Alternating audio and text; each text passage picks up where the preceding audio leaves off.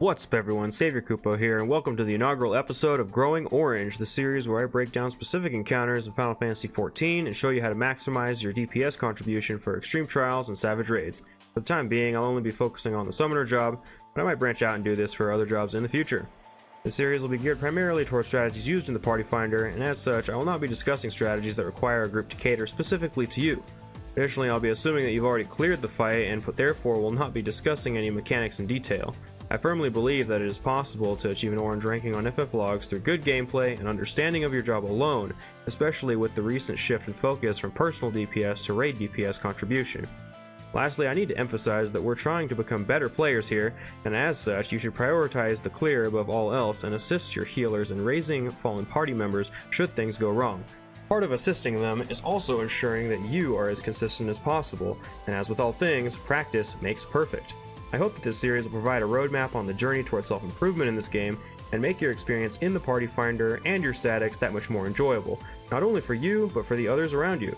With that being said, let's dive into it with the Minstrel's Ballad, Hades' Elegy. The first thing to note about this fight is the immense amounts of downtime. Because of this, we won't be delaying any trances throughout the fight, as this can easily result in a loss of a demi-summon if the boss phases at inopportune times. Even if you get a couple GCDs out of it, it will be worth it. Additionally, it's important to note that due to the raid-wide damage increase that happens in the last phase, you can artificially inflate your own DPS if the overall raid DPS of the group is lower. I do not advocate this kind of strategy, and it's 100% possible to perform well without it. Starting off with the pull, you should opt to do a 6 GCD Bahamut opener, as the second Ruin 4 proc lines up perfectly with the Shadow Spread mechanic at the beginning of the fight, and make sure to line up against the wall afterwards so you can get that hardcast Ruin 3 before Bad Faith resolves.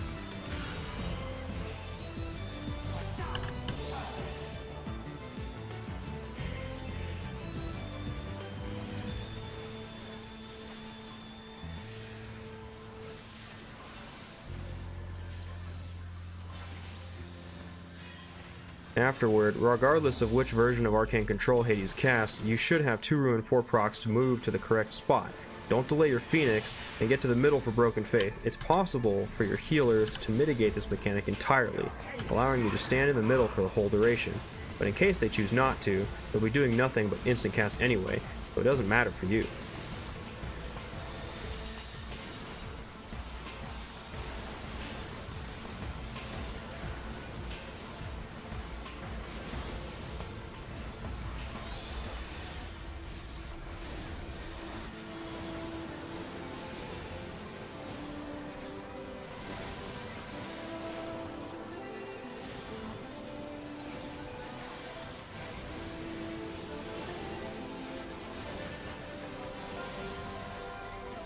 Afterwards, you should have Ruin 4 procs stored to move to the correct spot for Arcane Control, or you can communicate with your healers to rescue you here and you can look like a total badass.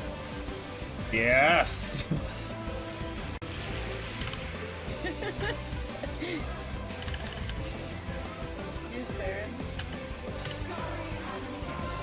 I almost get this shit.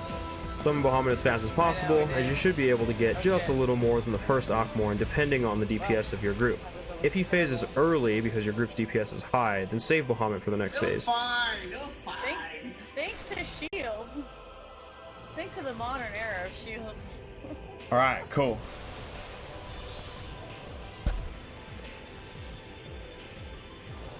So far, so good.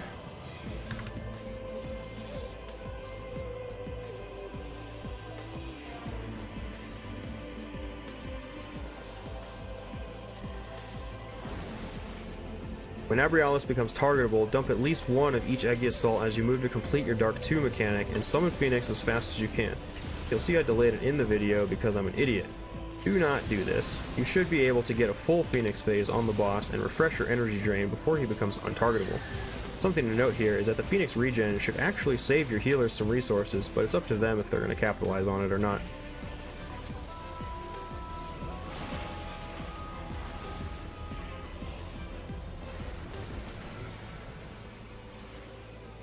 Oh, I'm gonna lose my Huton. You bastard! The Phoenix region. Look at that. That was amazing. I wish I would regen my fucking Huton. When Lahabrea and Iggiorm become targetable, use Devotion and hardcast your dots on one while weaving Tri-Disaster on the other. Regardless of which one you get sectioned off to, it'll end up being worth it, as Dromum Trance will come off cooldown soon after and allow you to ideally try disaster the other target when they switch off. Your only purpose, that trick attack. Yep. Get it off me. Thank you. Yeah, I got it. Took it into wonder there for a second. I need to sidestep to my location. Do like a little dance. That was fair. What the fuck? Oh, What is annihilation that I died to? It's the orb swap. Huh? yeah, that's AoE. How much damage did you take? 49k. My trick got up, by the way. My trick got up. And Yeah, I threw up. I run in the middle and I put neutral up, but I don't know if that was enough for me. It's Yeah, like, I should be recitation and dominating there. When Ascian Prime spawns, your potion should be coming off cooldown, so pop it immediately before your trance to get the most out of going into universal manipulation. It's important not to delay your trance here, as it's possible to get 2 trances once again, depending on the DPS of the group.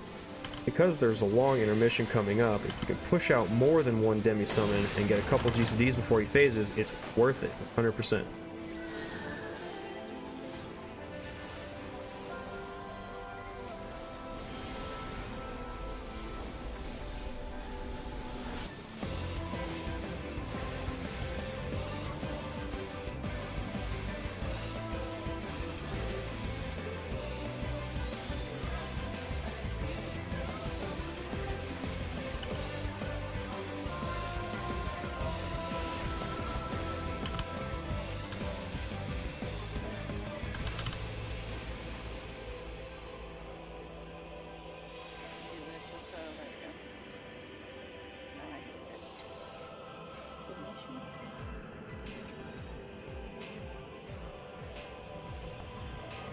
Alright, so far so good. Victory steps in this fight.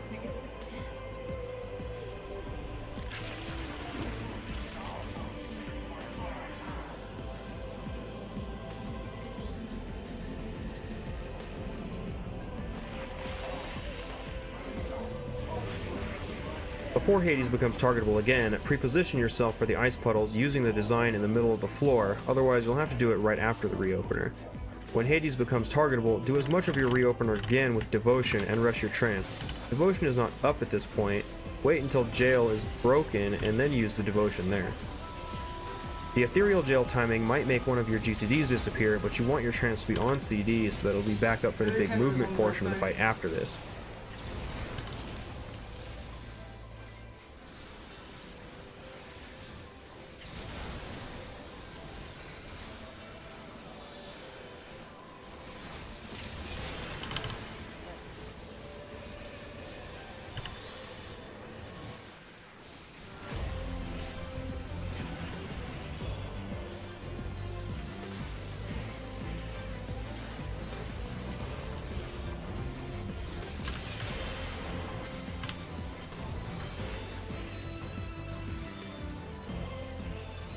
After the knockback and ice puddles resolve, get to the back of the room to bait the nether blasts if you're targeted by them. Your trance should be back up for this. Afterwards, focus on dumping as much potency as possible into the boss, and if trance comes back up, use it, even if you only get 1 GCD out of it, as the cutscene that plays after this is insanely long. We're talking about 85 to 90 seconds. The TVN. Thank you. TVN. TVN.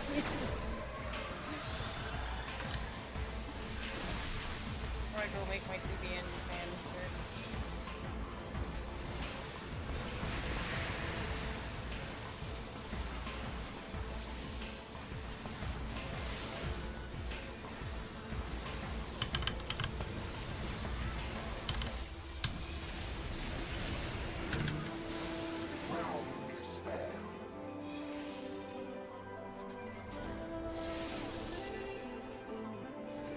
Okay. Level 3. I am doing about 400 DPS more.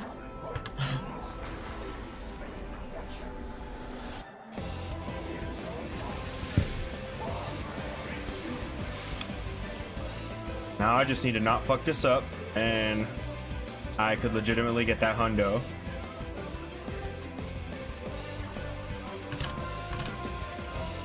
Because I also direct hit crit for an 83k Ockmorn. Oh my god.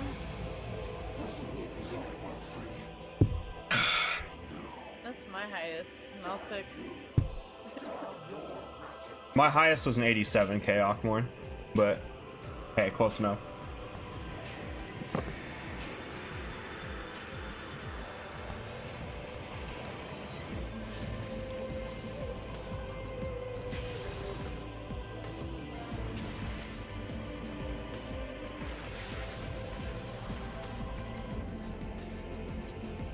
Now,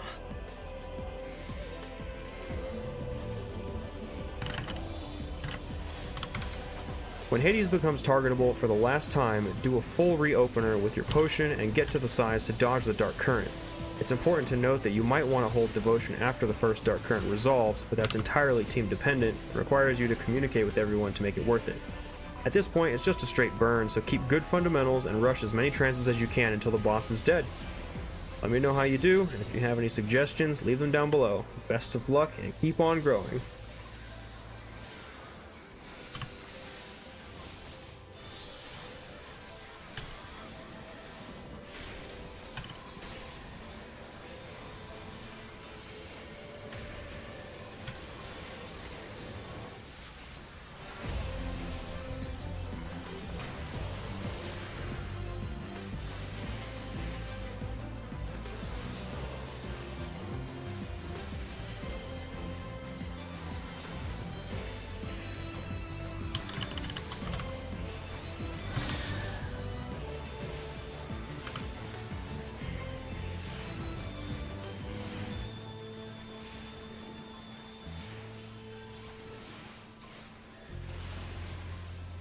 Oh, I moved too soon on that one.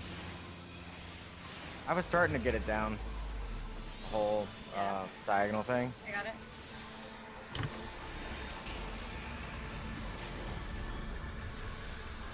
Well, rip my decent run.